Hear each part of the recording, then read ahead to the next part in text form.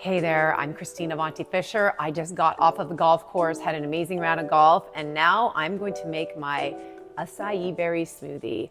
It is packed with amazing goodness. You're not gonna wanna miss it, so make sure you check it out. Here I go.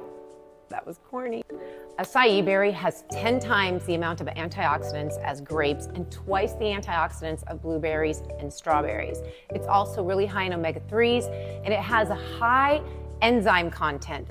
According to traditional Chinese medicine, it helps diminish candida-causing yeast in the body. And most exciting of all is some people claim it actually helps improve their sexual performance. Okay, so anyways, we are gonna get this going. There's also some amazing protein powder in here, which is great for muscle building and also good for collagen. Hello, I'm 53, I want the collagen, people. Anyways, we're gonna put this together right now. Make sure you check it out. Also, the recipe is in my caption below. Make sure you hit like, make sure you follow. We're gonna get going.